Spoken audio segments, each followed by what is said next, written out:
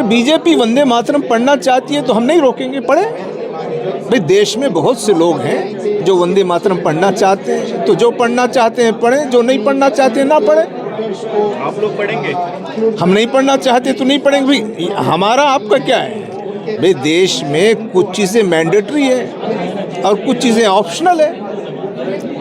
तो देश में जो चीज़ ऑप्शनल है उसको मैंडेटरी क्यों करते हैं? भी जिसको शौक़ है वंदे मातरम पढ़ने का वो शौक़ से पढ़े, और जिसको वंदे मातरम पढ़ने में उसको दिलचस्पी नहीं है ना पढ़े। गवर्नमेंट किसी पर कोई इम्पोज ना करे। ये जो SIR का जो पूरा प्रोसेस है, इस पूरे प्रोसेस को इत्मीनान के साथ किया जा सकता है। आसाम में NRC हुआ है तो तकरीबन 4 साल हुए, तो इस प्रोसेस को आप 6 महीने में भी कर सकते हैं। तो SIR करना कोई गलत बात नहीं है, लेकिन उसमें ये जो इमरजेंसी है और इसमें जो ट्रांसपेरेंसी की कमी है, इसमें इंक्लूजन और एक्सक्लूजन का जो सिस्टम है वो उस पर बहुत से क्वेश्चंस हैं। इसलिए अभी बिहार के SIR पर ही सुप्रीम कोर्ट में बहस हो रही है, अभी फाइनल जजमेंट आया नहीं।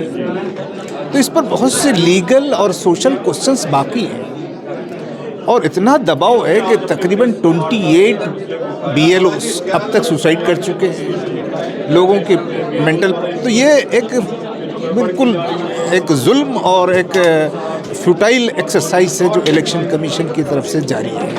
इसे साफ जाहिर है कि कुछ लोगों को तो एक्सक्लूड कर रहे हैं, लेकिन कुछ लोगों को जो सरकार के पसंदीदा हैं उनको इंक्लूड भी कर रहे हैं, ताकि वो आने वाले असेंबली इलेक्शंस में इसके सहारे वो अपनी जो इक़्तिदार है उसको मजबूत करें।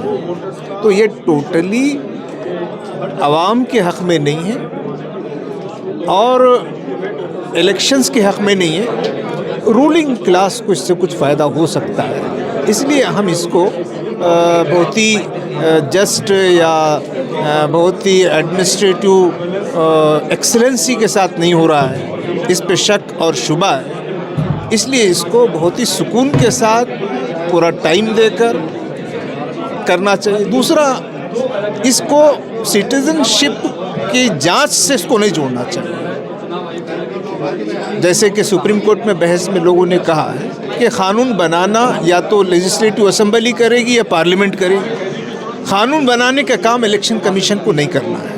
तो सिटीजनशिप कौन है कौन नहीं है ये दूसरे लोग तय करें। तो इलेक्शन कमीशन अपने दायरे से तजावुज़ कर रहा है। लेकिन यूपी के मुख्यमंत्री ने तो कह दिया है पूरे यूपी में डिटेंशन सेंटर बनेंगे, पहचान की जाएगी, डिटेंशन सेंटर में डाला जाएगा। इसके बाद लोग कह रहे हैं कि NRC की प्रक्रिया की तरह इसको देखें। भाई ये वो आसाम के CM हो या उत्तर प्रदेश के CM हो, वो हर काम ऐसा करना चाहते हैं जिसके ज़रिए से जो देश की जो हिंदू कम्युनिटी है उनका ज़्यादा से ज़्यादा वोट बीजेपी के साथ आए।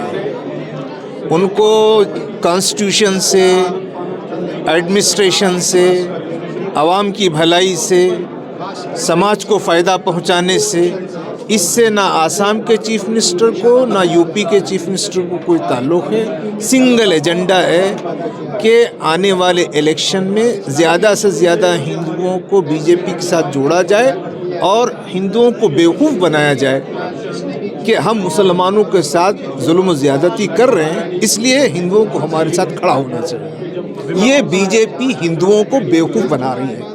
अब ये देश की जनता का, मुसलमानों का, हिंदुओं की कॉमन सेंस की बात है कि वो बीजेपी के इस बेवकूफ़ बनाने के एजेंडे में बहकावे में आ जाते हैं या फिर वो अदल इंसाफ के साथ समझदारी का मुजाहरा करते हैं। ये देखना होगा। विपक्ष कह रहा है कि दलित, मुस्लिम और आदिवासी वोटर जो उनके नाम जानबूझकर काटे जा रहे हैं। बिल्कुल सही बात है। सिर्फ काटे नहीं जा रहे हैं बल्कि फर्जी डम्मी वोटर्स जोड़े भी जा रहे हैं। महाराष्ट्र के इलेक्शन में हुआ, हरियाणा के इलेक्शन में हुआ, अब बिहार के इलेक्शन में हुआ कि कुछ ख़ास लोगों के वोट तो काटे गए, लेकिन कुछ डम्मी वोटर जो मौजूदा सरकार की मदद करने वाले उनको इसमें जोड़ा भी गया है। तो पूरा ये SIR का जो पूरा प्रोसेस है ये आने वाले असेंबली इलेक्शंस को वहाँ अपनी पार्टी की जीत को मजबूत बनाए रखने की कोशिश है। लेकिन हम समझते हैं कि बंगाल में ऐसा नहीं होने देंगे, क्योंकि वहाँ चीफ मिनिस्टर ममता बनर्जी है। तो जहाँ अपोजिशन की सरकारें हैं वहाँ इसमें कामयाब नहीं होंगे।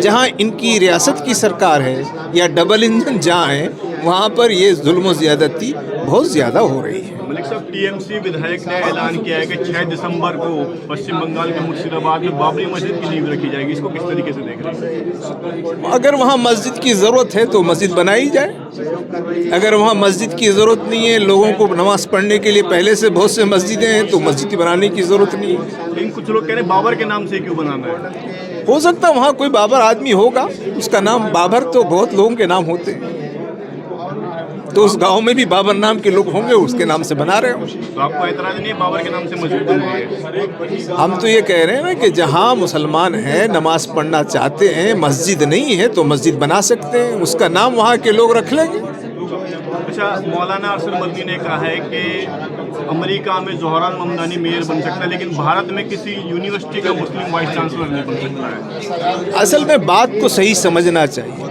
देश के जो मौजूदा हालात हैं उस पर तबसरा है।